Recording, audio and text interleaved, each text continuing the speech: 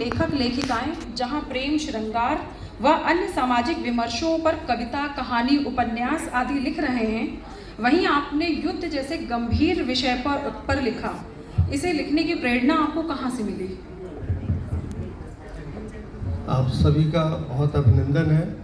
और आज का जो विषय है राष्ट्र हित सर्वोपरि, और संदर्भ ग्रंथ के रूप में जो उपन्यास दिया गया है, मैं जब ग्रेजुएशन कर रहा था तो उस समय मल्टी साइंस का विद्यार्थी रहा हूँ।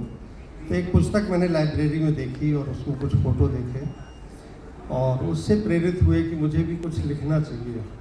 तो मैंने फिर शोध किया और उस समय मैं भी 18-19 साल का था और ये मेरा पहला उपन्यास था जो मैंने शुरू किया था लिखना। और लिखने के बाद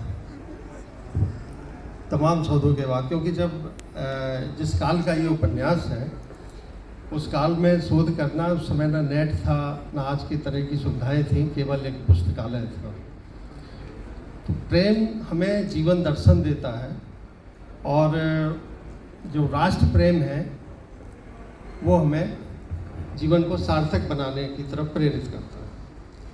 तो इस उपन्यास का जो स्वरूप था, जब मैं उच्च न्यायालय की सेवा में आ गया उसके बाद धीरे धीरे कुछ और पुस्तकें आई और ये 2010 में प्रकाशित हुआ। सर, मेरा अगला प्रश्न है आपसे कि उपन्यास का शीर्षक जय हिंद की सेना रखने का विचार आपको कैसे आया? ऐसा है कि कवि प्रदीप जी को सभी जानते हैं, लखनऊ के थे हमारे। लता जी का वो गीत सभी को याद है। उसकी जो अंतिम पंक्तियां हैं, ए मेरे वतन के लोगों, जो पहली पंक्ति है, ए मेरे वतन के लोगों जरा आंखों में भर लो पानी, जो शहीद हुए हैं उनकी जरा याद करो कुर्बानी। तो उसका जो आखिरी लाइन है, जय हिंद की सेना, तो वो दिमाग में आया कि मैं जय हिंद की सेना मेरे लिए उपयुक्त होगा शीर्षक। तो ये रखा। और मेरे ग्रैंडफादर आर्मी में थे, इसमें MES में थे, मिलिट्री इंजीनियरिंग सर्विस में अंग्रेज़ों के समय पर। उन्होंने 42 में अपनी सेवा छोड़ भी दी थी। उनके छोटे भाई क्रांतिकारी थे। और मेरे बुआ जी के बेटे कर्नल हैं आर्मी में। मेरा अपना दामाद मेजर है इस समय। तो एक शुरू से मेरे मन में जो देशभक्ति और राष्ट्र प्रेम की भावना रही, कुछ ऐसे संस्कार रहे, कुछ ऐसी संगत रही कि मैं इन चीज़ों में ज़्यादा अपने आप को जोड़ पाया। तो ये उपन्यास अपने रूप को प्राप्त हुआ और शीर्षक विजय बना। बहुत अच्छा। अब आपसे अगला प्रश्न है कि आपको इस उपन्यास को लिखने या प्रकाशन में किन किन कठिनाइयों का सामना करना पड़ा? हाँ, ऐसे कि जब कोई भी लेखक है, कवि है, वो जब भी कोई रचना अगर विषय को लेके करता है, कोई विषय है उसके पास, तो फिर शोध कार्य करना होता है, क्योंकि उसको एक सामान्य पाठक भी पढ़ता है और एक बहुत विद्वान भी पढ़ते हैं और बड़े आलोचक और समीक्षक भी उस आपकी लिखे हुए की रचना को पढ़ते हैं। तो बहुत सारे शोध करना पड़ते हैं कि कोई उंगली ना उठा पाए, क्योंकि ये बड़ा तथ्यात्मक उपन्यास है मेरा। जो बहुत सारी घटनाएं होती हैं और उन घटनाओं को हम कैसे बरोते हैं, कोई भी तथ्य झूठा भी नहीं होना चाहिए। तो फिर मैं चूँकि सेवा में था, सरकारी सेवा में, अभी फरवरी में मैंने सेवा निवृत्ति पाई है, करीब 38 वर्ष की सेवा है। तो उसमें ऑब्जेक्शन लगते रहे, 7 साल तक परमिशन मिलने का वो होता रहा। पर हमारे एक मुख्य न्यायाधीश आए जो बाद में सुप्रीम कोर्ट के जज भी बने, न्यायमूर्ति श्री चंद्रचूड़ साहब, न्यायमूर्ति श्री CK प्रसाद साहब। मैंने चंद्रचूड़ साहब के साथ भी काम किया है, वो CJI रहे। तो CK प्रसाद साहब का बेटा भी आर्मी में था।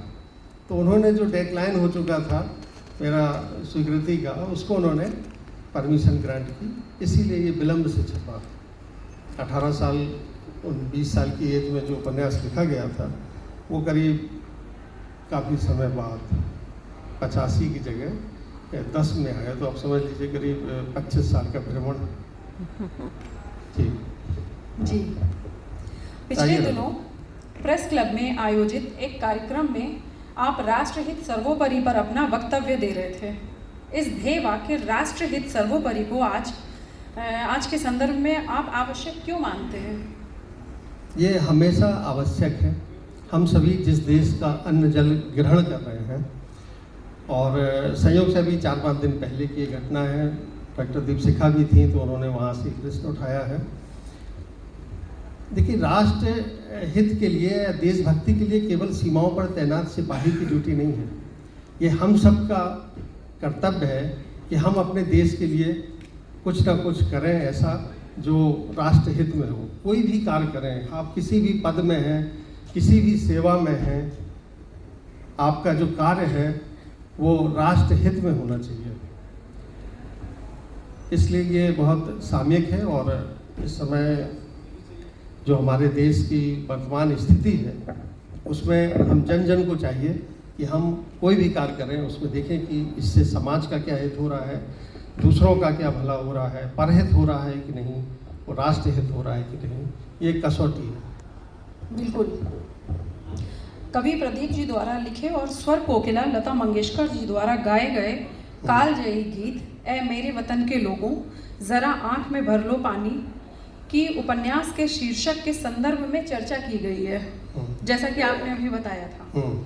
मेरा अगला प्रश्न ये है कि आपने गीतकार प्रेम धवन के लिखे और मन्ना डे जी द्वारा गाए गए गीत ए मेरे प्यारे वतन को अपने उपन्यास में संजोया है। इसे संयोग कहें या इसका भी कोई कारण था? हाँ, कारण था कि मेरे पिताजी उस समय लॉरी में भर्ती थे, और जब ये पांडुलिपि वो पढ़ रहे थे तो उन्होंने एक प्रसंग दिया कि वो प्रेम धवन का गीत वो बहुत अच्छे से गीत सुनाते थे, उनकी एक तरन्नुम में, लय में।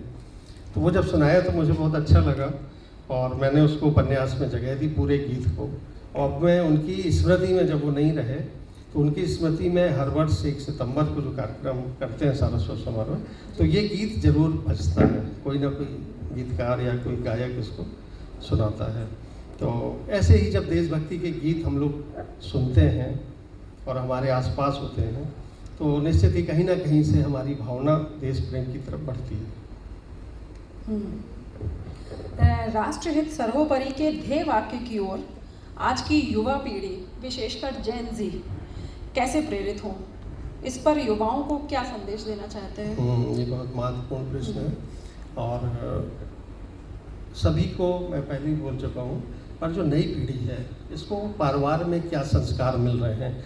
जिस तरह से जश्न अदब एक कार्यक्रम कर रहा है कि प्लेटफार्म नए लोगों को भी दिया जा रहा है, तो यहाँ से कहीं ना कहीं जो हमारी संस्कृति है उससे हम जुड़ते हैं, जो हमारे समय की चीज़ें हैं ये सामने आती हैं। कवि सम्मेलन होते हैं, मुशायरा होता है, उसमें भी कल यहाँ पे कवि कव्वाली हो रही थी, उसके अंत में हम एक गीत के साथ हम सब लोग झूम उठे। वो हमारे राष्ट्रभक्ति का प्रतीक था, और बहुत अच्छा वो उन्होंने था कि कौन सा गीत था कल रात में जो हुआ था, वो जिसमें दिलीप कुमार और नूतन हैं, हम बने ए वतन हर कर्म अपना करेंगे, हर कर्म अपना करेंगे, ए वतन तेरे लिए। यहाँ सारे लोग झूम गए, सबके मन में, जैसे अभी 15 अगस्त आ रहा है, उत्साह।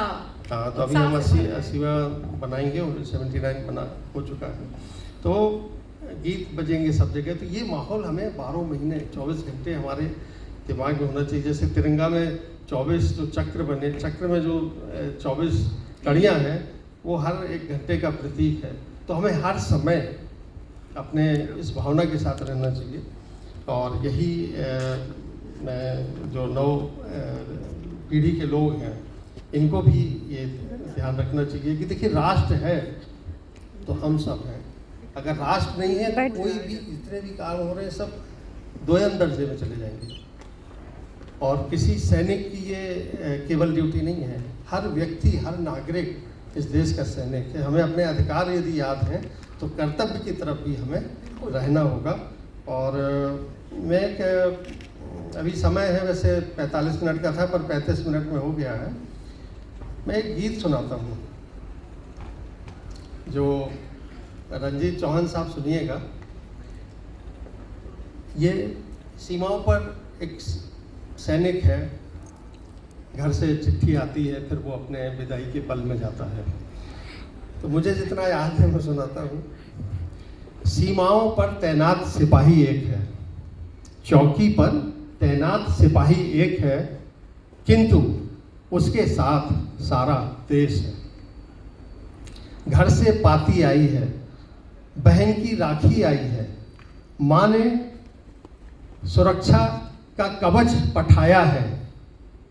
सोचता हूँ जिस दिन मैं घर से चला था, इस रूप का टीका माँ ने किया था, और कसम गंगा की दिलाई थी, सौगंध गीता की खिलाई थी, और कहा था बेटे माँ के आंचल की लाज रखना, सर कटाना, पाँव पीछे न रखना। पास खड़े पिता जिनका गला रुंध गया था बोले थे, जिनका मैं पुत्र अकेला, जिनका तनय अकेला, वत्स इस देश का इतिहास और भूगोल तुझको सौंपता हूँ, हर सुहागन की मांग का सिंदूर तुझको सौंपता हूँ। सर कटाना, पाँव पीछे न रखना। तभी दरवाजे की दरीचों से कुछ सिसकियां मैंने सुनी, कुछ हिलकियां मैंने सुनी। राधा राधा जैसे राग मालकोस का पहला अक्षर। राग मालकोस जो संगीतकार है समझ रहे होंगे। राधा जैसे राग मालकोस का पहला अक्षर। राधा मेरी धर्मपत्नी उस सैनिक की, जिसकी हर आस कुंवारी है, अपने सास ससुर की भी तो बड़ी दुलारी है। राधा जैसे वीरानों में कोई दिया जल उठा, राधा जैसे बेगानों में कोई अपना मिल उठा। आगे की पंक्तियां और हैं। बहन जिसकी नीली झील सी आंखें डबडबा आई थी। बहुत लंबा गीत है, और उसके अंतिम में मैं आता हूँ कि विदा के वो पल उभरे थे जब पुत्र हमारा पढ़ने जाता है। माताएं बैठी हैं, पिता बैठे हैं। जब आपका पुत्र बाहर पढ़ने जाता है तब हम कितने उद्वेलित होते हैं।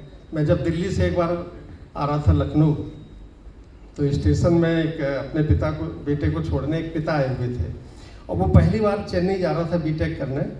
तो वो पिता उसको बार बार गले लगा रहे थे और रो रहे थे। तो एसी कंपार्टमेंट था, उसको बिठाया, मेरी सीट के पास था, और बार बार कह रहे थे बेटा रास्ते में किसी से ज़्यादा बोलना नहीं, किसी का कुछ खाना नहीं। जबकि वो बेटा बड़ा अपने आप को फील कर रहा था कि मैं इतना बड़ा हो गया हूँ, 22-23 साल का हो गया हूँ, पिताजी ये बोल रहे हैं, तो उसकी फीलिंग आ रही थी। तो पर वो रो रहे थे बराबर, और मुझसे भी उन्होंने उम्मीद की कि इसका ध्यान रखिएगा। तो मैं उस समय झांसी जा रहा था, सॉरी मेरी झांसी ससुराल है, लखनऊ नहीं झांसी, और वो जा रहा था चेन्नई। तो हम लोगों की एक ही ट्रेन थी। तो वो जो विदाई के पल होते हैं, तो वो उभरे जब सैनिक के सामने। तो आप देखिएगा, इन पंक्तियों को सुनिएगा, और बड़े बड़े शायर भी यहाँ बैठे हैं।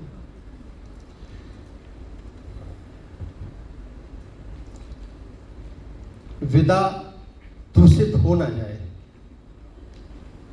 विदा दूषित हो ना जाए, कुछ अमंगल घट ना जाए, इसलिए सब हंस दिए थे, मैं अकेला रो दिया था, मैं अकेला रो दिया था।